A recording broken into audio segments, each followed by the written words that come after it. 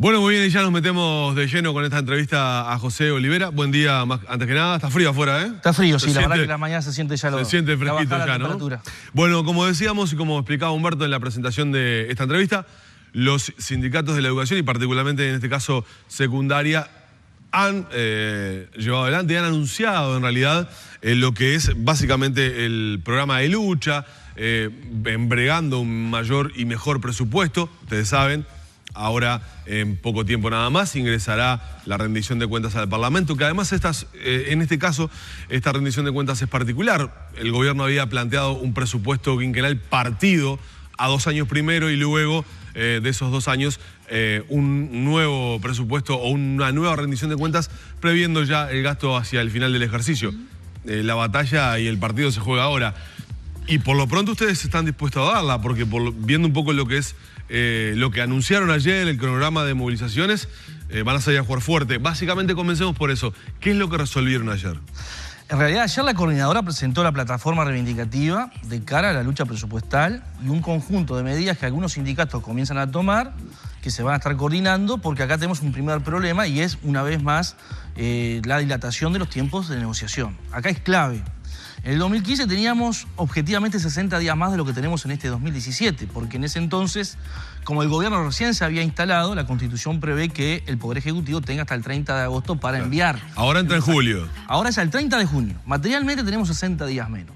Tenemos el mal antecedente del 2015 de cómo se procesó la negociación, la discusión y cómo terminó esto en un conflicto generalizado de esencialidad mediante. Por lo tanto, lo que estamos diciendo, y se lo decíamos el otro día a los delegados del Poder Ejecutivo en el Ministerio de Trabajo, es: urge que el Poder Ejecutivo presente los lineamientos de la rendición de cuentas, presente los lineamientos de la política salarial para el sector público, porque esto habilitaría que rápidamente nosotros instalemos los ámbitos de negociación para la Universidad de la República, para la Administración Central, para la ANEP, y poder tratar de encontrar acuerdos en materia entre lo que el gobierno va a plantear en su propuesta y lo que los trabajadores estamos reclamando. Ahora, esa dilatación que ustedes hablan, que lo llevan sobre la base de que es una estrategia del gobierno para acotar el margen de negociación. A ver, nosotros... No hay números todavía, no se conocen. Claro, lo que nosotros decimos es, el gobierno hizo una opción en el 2015 de partir la discusión presupuestal como tú planteabas. Es claro que el gobierno sabe que en esta rendición de cuentas no solamente vamos a discutir el presupuesto por 2 años, sino por 3 años. Sí, esto es hasta... Acá está en juego 2018, 2019 y 2020. 2020, claro. Entonces, como en política el tiempo es una variable muy importante, y así como el gobierno precisa sus tiempos para definir las prioridades, los grandes lineamientos, ha conversado desde ya a fines del año pasado con la fuerza política y demás, también los sindicatos después precisamos tiempo para procesar lo que suceda en los ámbitos de negociación. Yo no digo que hay una estrategia deliberada, pero lo que sí preocupa es que estemos a escasos 50 días de lo que tiene que ser la presentación de la rendición de cuentas al Parlamento y todavía no tengamos ningún lineamiento sobre la mesa. Pero además 2 cosas que son importantes. Una, acá hay un compromiso electoral del gobierno de llegar al 6% del PBI para la educación. No. Tender al 6%. No, vio que en política eso es importante. Sí, pero tender al 6%. A ver. Hablando claramente, Olivera, no se llega. No, uno habla en confianza con legisladores del oficialismo, por ejemplo, y ponen muy en duda que se llegue a ese. Eso es un tema clave. El gobierno comprometió tender al 6% del PBI, más un 1% para investigación y desarrollo. Y si uno toma en cuenta lo que se ha movido la aguja en materia presupuestal en estos 2 primeros años, estamos muy lejos de eso.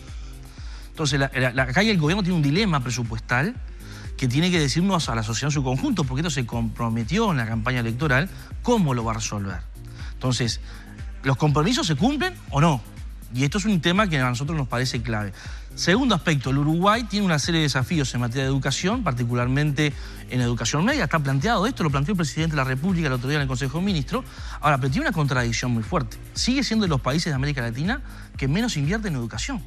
Hoy está superado la inversión en educación ampliamente en Uruguay por Brasil, por Argentina, por un conjunto de países de América Latina que han invertido muchísimo más de lo que ha invertido Uruguay. Por lo tanto, en esta es una discusión central si efectivamente va a haber el cumplimiento de un compromiso asumido electoralmente.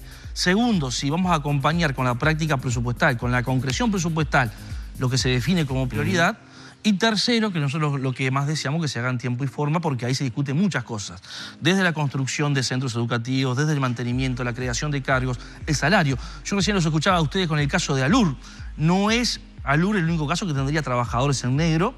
En la propia ANEP hay trabajadores en negro. Para ser más concreto, en el Consejo de Educación Inicial y Primaria. ¿Cómo trabajadores en negro? A ver... ¿Que cobran su salario sin aportes a la Seguridad Social, por ejemplo? No, pero por ejemplo un director se tiene que transformar en empresario ante el BPS, claro, porque tiene que contratar el director de escuela. Ahora, ese funcionario realiza una función pública, trabaja dentro de una institución pública.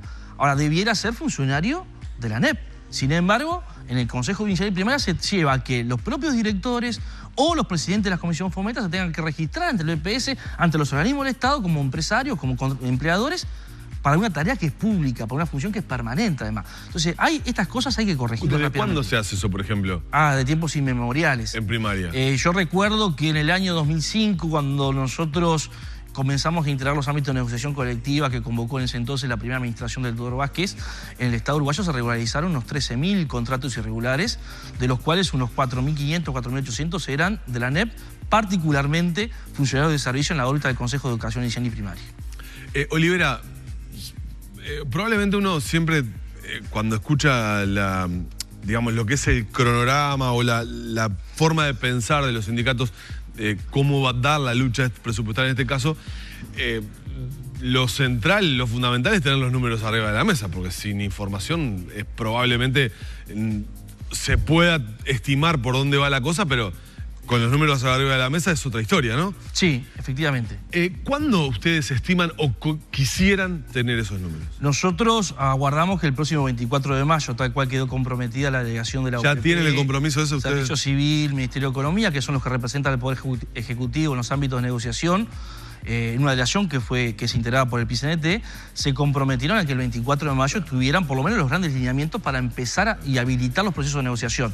Aunque hay otros números que sí son preocupantes, y esto es lo importante. A ver. No solamente sabemos que extraoficialmente, en corrillos en el Parlamento, en distintas actividades, uno queda con la percepción de que el gobierno tiene un dilema bastante importante en términos de cumplir el compromiso electoral de llegar o tender a ese 6% más el 1% para investigación. Sí. Esto es importante, el 6 más 1 es un tema clave. Uno lo habla con todos los legisladores y hay cosas que públicamente no se pueden decir, pero que se conversan. Por ejemplo, nosotros otro día tuvimos una reunión muy interesante con el Consejo Directivo Central de la ANEP, donde el presidente del organismo, el profesor Wilson Neto, presentaba unos números que a todos allí nos quedó la sensación de que si no hay un refuerzo presupuestal sustantivo en los próximos 3 años, el compromiso se diluye y no se va a estar cumpliendo. Pero lo que es más grave, no vamos a poder enfrentar desde el punto de vista presupuestal algunos de los desafíos que hoy se están planteando. Cuando el presidente de la República dice, vamos a salir a buscar a los alumnos a las casas que han desertado. Sí, yo le iba a preguntar eso, ¿qué le pareció esa frase? Me parece que hay un diagnóstico errado. Primero porque el alumno no llega a la educación media y se convierte en desertor. Ya hay toda una historia detrás. Desde incluso, lo han dicho las propias autoridades de inicial y primaria, ya en educación inicial vemos una asistencia intermitente, por ejemplo. Ya en la educación inicial podemos tener casos de abandono que hay que estar reforzándolo permanentemente. Ahora, uno escucha al presidente y parece bastante lógico y sensato. Hay chiquilines de secundaria que desertaron, vamos a buscarlo. Sí, pero también es cierto que hay que plantearse la otra situación. Si hoy todos los estudiantes que tuvieran que estar en la educación media, no solamente secundaria, fueran a las instituciones de educación media, tendríamos un serio problema. ¿Cuál? No tendríamos cómo albergarlos. No tendríamos las mejores condiciones para que esos estudiantes, muchos de los cuales vienen con rezago estudiantil, que precisan apoyo, que precisan espacios específicos, lo pudieran hacer. Hay todo un sector de estudiantes que tiene un rezago estudiantil muy importante, que ya está incorporado al mercado laboral, que hoy tenemos una seria dificultad para, por ejemplo, incluirlos en los turnos nocturnos. Nosotros estamos a la espera todavía que, por ejemplo, en la ciudad de Maldonado, donde se solicitó la creación de 2 turnos nocturnos, no se ha creado absolutamente uno todavía, con unas clases que comenzaron el 6 de marzo. Por lo tanto, tenemos un problema serio que es de desarrollo de infraestructura, que falta de personal, que está asociado directamente a la falta de presupuesto. Claro. Yo la pregunta anterior que se le hacía era preparando el terreno para la siguiente, porque ayer, palabra más, palabra menos de la doctora María Julia Muñoz, que es la ministra de Educación y Cultura, ella decía, y no es textual lo que le iba a decir, pero más o menos el concepto era, y se anuncian ya paros sin saber los números. No, a ver, la ministra... ¿Se para por las dudas o se para...? La ministra María Julia Muñoz, que tiene una trayectoria política que nadie puede negar, nos guste, coincidamos o no, nosotros tenemos un gran respeto por la persona, sabe que hay un conjunto de números que ya están arriba de la mesa en distintos ámbitos. O sea, lo que capaz que Lo que habría que hacer es transparentar esos números. Capaz que lo que habría que hacer es esto que tú decías, que los mismos legisladores que puertas adentro en el Palacio Legislativo te dicen no se va a llegar, que actores del Poder Ejecutivo está difícil, digan claramente a la sociedad, bueno, esta es la situación que tenemos. Ahora, tal vez forme parte de una estrategia porque se esté buscando una solución, no decirlo, está bien. Ahora, quienes actuamos en la política sindical y tenemos acceso a esa información, tenemos la responsabilidad de decirle a quienes representamos, miren que esto está difícil. Miren que está difícil, acá hay un dilema presupuestal que tiene el gobierno. De hecho, el PIT-CNT va a estar presentando en los próximos días un conjunto de propuestas en materia presupuestal que en alguna medida reedita la discusión del 2015 para ver si efectivamente desde ahí también podemos contribuir a resolver el problema. Yo estoy acá sin la computadora, pero probablemente mientras estamos conversando, muchos padres que estén viendo esta entrevista nos deben haber mandado mensajes, estoy seguro, porque siempre que entrevistamos a gremialistas de la educación pasa esto. ¿No tienen otra medida de lucha que el paro? Siempre llega esa pregunta. Sí, nosotros hemos venido haciendo una serie de actividades todos estos meses desde el inicio de cursos, de contacto con los estudiantes, con los padres, con el resto del movimiento sindical, particularmente en las recorridas permanentes por todo el país. Y recién estamos planteándonos una medida para el 30 de mayo. O sea, no estamos planteando una medida para mañana, porque esto tiene que ver que si nosotros al 30 de mayo efectivamente no tenemos instalados los ámbitos de negociación, ahí sí uno podría decir ya, bueno, estamos reeditando la situación del 2015. Entonces ya estamos hablando de otra cosa. Claro, hay un compromiso del 24 que se puedan transparentar o por lo menos conocer los primeros números. Efectivamente. Concretamente, en final y para cerrar, ese para secundaria particularmente, que al 30 de mayo, ¿o es toda la coordinadora que va para...? No, en principio está definido por la Federación Nacional de Profesores. Esto no quita que haya otros sindicatos que en los próximos días se lleguen a la medida. Concretamente para secundaria, ¿cómo van a ser esos paros? ¿Dónde y cuándo? Van a ser 3 paros, se va a dividir el país en 3 regiones. Uno de esos paros va a ser en la zona sur, con un acto central en Montevideo el día 30 de mayo. Después la segunda región es lo que es el litoral norte del país, con un acto central en la ciudad de Salto y convocándose a distintos actores para discutir distintos temas. Y el tercer acto de cierre de esta etapa de movilización es el 1 de junio, que va a estar parando el litoral sur con un acto central en la ciudad de Colonia. Bien, ¿y cómo siguen después? ¿Ahí reconsideran, reevalúan? Y nosotros vamos a tener una asamblea... ¿O ya tienen previsto? No, estamos expectantes de lo que acontezca en los ámbitos de negociación particularmente, y vamos a una asamblea al día 2 de junio, es decir, posterior al cierre de esta etapa, y uno esperando que en los ámbitos de negociación se haya tenido algún avance. ¿El escenario es igual al del 2015? Cuando, por ejemplo, se decretó la esencialidad, cuando se dio toda una serie de situaciones no deseadas. Hay elementos comunes. Yo diría, hay elementos comunes, y lo que es más acuciante es que si el gobierno optó por partir la discusión presupuestal en estos 2 tramos, uno tiene mucha duda de que lo que no se resuelva este año se vaya a resolver el próximo año, ya prácticamente con la campaña electoral instalada. Por lo tanto, creemos que es más central y más crucial las definiciones en esta rendición de cuentas que lo que fue en el 2015. Bueno, estimo que vamos a hablar bastante y seguido por estos días. Gracias, Olivera. No, gracias a ustedes, como siempre. Vamos cerrando la entrevista con José Olivera por acá.